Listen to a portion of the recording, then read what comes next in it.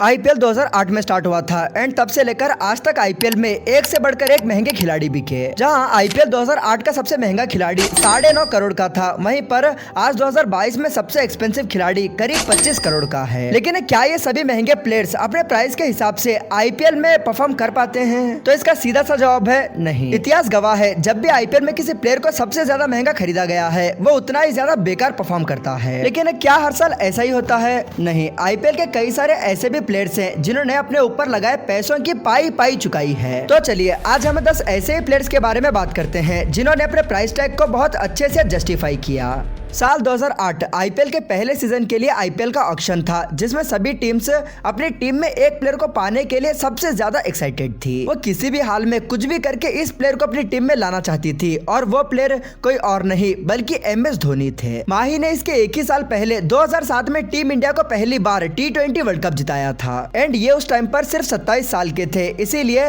ये किसी भी टीम के लिए एक एक्स फैक्टर हो सकते थे जो आगे जाकर इनकी टीम को लीड करते। एमएस धोनी के ऑक्शन में आते ही सभी टीम्स ने खूब बोली लगाई, मगर अंत में यहाँ पर जीत चेन्नई सुपर किंग्स की हुई। चेन्नई ने यहाँ पर धोनी को सिर्फ 9.5 करोड़ में अपनी टीम के अंदर इंक्लूड किया एंड सच बताऊं तो चेन्नई सुपर किंग्स का ये पहला मूव इनकी फ्रेंचाइज को पूरी तरह बदलने वाला था। सीएसके के खरीदने के बाद धोनी ने भी चेन्नई को निराश नहीं किया, जहाँ इन्होंने खेले गए 16 मैचेस में 41 की एवरेज से 414 रन बनाए, जिसमें एमएस धोनी का स्ट्राइक रेट करीब 133 का था। और इसी साल एमएस धोनी ने चेन्नई सुपर किंग्स को फाइनल तक पहुंचाया था एंड इसके बाद सीएसके का क्या हुआ, रेस्ट इज हिस्ट्री। जिस तरह एमएस धोनी ने सीएसके को एक लेजेंडरी टीम बनाया, ठीक उसी तरह इस प्लेयर ने भी अपनी टीम को लेजेंडरी बनाने की कोई कसर नहीं छोड़ी। मैं बात कर रहा हूँ कायरन पोलार्ड की, जिन्हें साल 2010 में मुंबई इंडियंस की टीम ने सिर्फ 4.5 करोड़ में खरीदा था एंड ये उस साल शेन बॉन्ड के बाद दूसरे सबसे एक्सपेंसिव खिलाड़ी थे और मुंबई की तरफ से ये काफी बेस्ट स्टील था। मुंबई के पास बैटिंग की भरमार थी, इनके पास सचिन तेंदुलकर, शिखर धवन, सनत जयसूर्या जैसे स्टार्स थे, लेकिन इन्हें जरूरत थी तो बस एक ऐसे ऑलराउंडर की जो 1-2 ओवर्स निकाल कर दे और साथ ही साथ टीम की फिनिशिंग कर दे।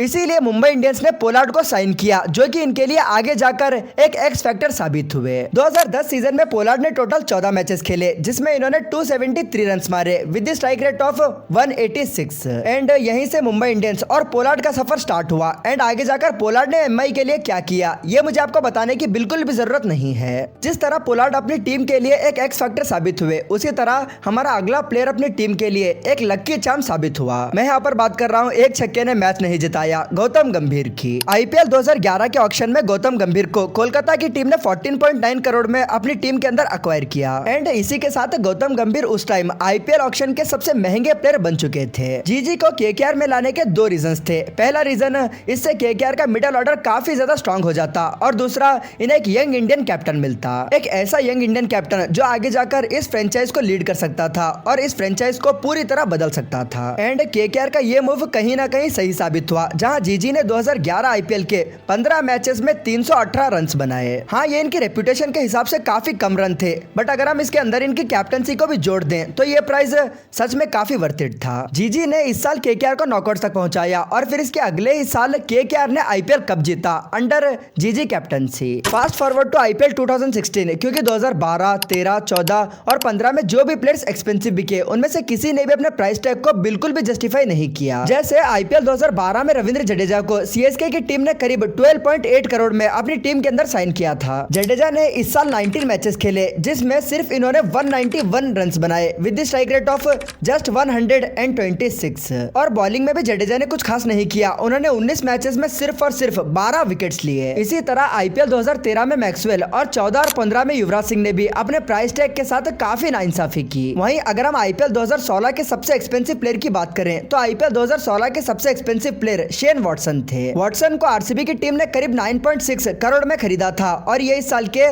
सबसे एक्सपेंसिव प्लेयर थे। इस साल शेन वॉटसन ने एज अ बैट्समैन तो नहीं पर एज अ बॉलर आरसीबी को काफी कंट्रीब्यूट किया और वो इस सीजन के तीसरे सबसे हाईएस्ट विकेट टेकर थे। बैटिंग में वॉटसन ने 16 मैचेस में सिर्फ 179 रन बनाए विद जस्ट एवरेज ऑफ 13.76। वहीं इनकी बॉलिंग बहुत कमाल की थी। 16 मैचेस में वॉटसन ने 20 विकेट्स लिए with the economy of just 8.58 और इनके इसी कंट्रीब्यूशन की वजह से आरसीबी फाइनल तक पहुंची, क्योंकि इस साल आरसीबी की बॉलिंग बहुत ज्यादा वीक थी। अब ऑलराउंडर्स की बात चल ही रही है तो हमारे अगले ऑलराउंडर ने भी अपने ऊपर लगाए पैसों को वेस्ट जाने नहीं दिया और अपने पैसों की पाई चुकाई। जी हाँ, मैं बात कर रहा हूँ दुनिया के one of the best allrounders में से एक बेन स्टोक्स, जिन्हें 2017 के आईपीएल में राइजिंग पुणे सुपर जायंट्स ने करीब 14.5 करोड़ में खरीदा था। हालांकि बेन स्टोक्स ने इससे सिर्फ एक ही साल पहले वेस्ट इंडीज के अगेंस्ट T20 वर्ल्ड कप के फाइनल में इंग्लैंड को बहुत बुरी तरह से हराया था, बट इसके बाद इन्होंने कमबैक भी काफी बढ़िया किया, इसीलिए ये आईपीएल 2017 के सबसे एक्सपेंसिव प्लेयर बने। जैसा बेन स्टोक्स का प्राइस था वैसा इन्होंने परफॉर्म किया। इस साल इन्होंने 11 मैचेस खेले जिसमें इन्होंने 316 रन बनाए, जिसमें एक सेंचुरी भी मौजूद थी। सिर्फ बैटिंग नहीं बल्कि बॉलिंग में भी स्टोक्स ने खूब जलवा दिखाया। इन्होंने 11 मैचेस में 12 विकेट्स लिए and to be honest Ben Stokes ने अपने प्राइस को काफी अच्छी तरह से जस्टिफाई किया था। Moving on to next one, अब बात कर लेते हैं आईपीएल 2018 के सबसे बेस्ट स्टील की। वैसे तो इस साल के आईपीएल में भी सबसे एक्सपेंसिव प्लेयर पिछले साल की तरह बेन स्टोक्स थे, पर ये इस साल पिछले साल की तरह अपने प्राइस को बिल्कुल भी जस्टिफाई नहीं कर पाए। सो हम यहाँ पर इस साल के तीसरे सबसे एक्सपेंसिव प्लेयर और इस सीजन के सबसे बेस्ट स्टील केएल राहुल के बारे में बात करेंगे। केएल राहुल को आईपीएल 2018 में पंजाब की टीम ने 11 करोड़ रुपए देकर अपनी टीम में इंक्लूड किया, इस उम्मीद से कि केएल राहुल पंजाब को अच्छी शुरुआत देंगे। एंड पंजाब का ये मूव एक गोल्डन मूव साबित हुआ, जहां पर राहुल ने अपने पहले ही मैच में आईपीएल की सबसे फास्टेस्ट हाफ सेंचुरी मार दी। पूरे सीजन में राहुल का खूब जलवा रहा, जहां पर राहुल ने 14 मैचेस खेले जिसमें इन्होंने 659 रन बनाए और वो भी 54 की एवरेज के साथ।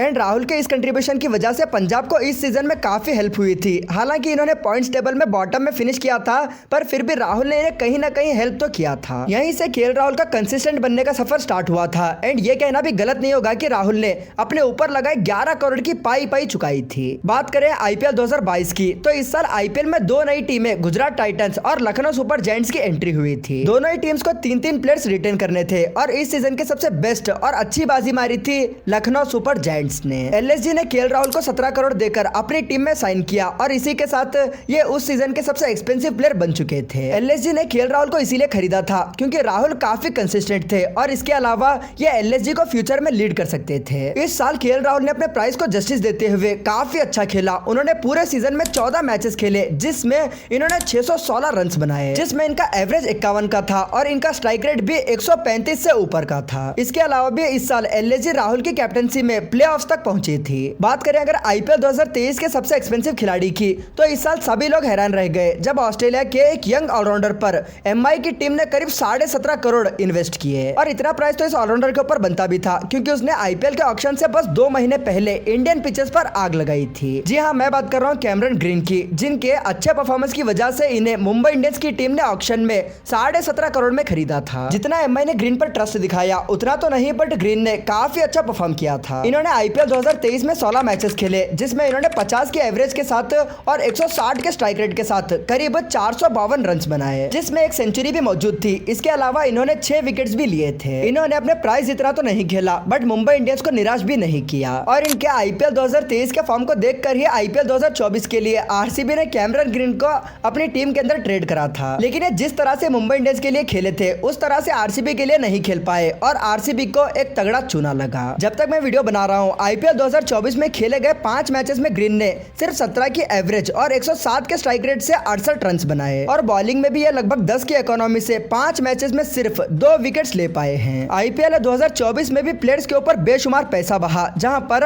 आईपीएल हिस्ट्री के सबसे महंगे प्लेयर मिचेल स्टार्क बने और दूसरे सबसे महंगे पैट कमिंस। स्टार्क तो अपनी रेपुटेशन के हिसाब से काफी खराब खेले, लेकिन पैट कमिंस ने अभी तक सबको बहुत प्रभावित किया है। बॉलिंग में कमिंस ने 6 मैचेस में 21 की एवरेज और सिर्फ 7.8 की इकोनॉमी से 9 विकेट्स लिए और इनकी कैप्टनसी में भी एसआरएच काफी अच्छा परफॉर्म कर रही है और नए नए रिकॉर्ड्स बना रही है। पर अभी भी आईपीएल खत्म होने में काफी टाइम है और देखते हैं कि आने वाले टाइम पर आईपीएल खत्म होने तक पैट कमिंस और स्टार्क अपने प्राइस को जस्टिफाई कर पाते हैं या फिर नहीं। आपको क्या लगता है इस सीजन का सबसे बेस्ट और सबसे वर्स्ट बाय कौन सा है? आप मुझे कमेंट करके बता सकते हो। और अगर आईपीएल का इंडियन क्रिकेट के ऊपर इंपैक्ट जानना है तो लेफ्ट वाली वीडियो को क्लिक करो और अगर हार्दिक पांड्या को इतना ज्यादा हिट क्यों मिल रहा है ये जानना चाहते हो तो इस वाली वीडियो पर क्लिक करो। Thanks for watching.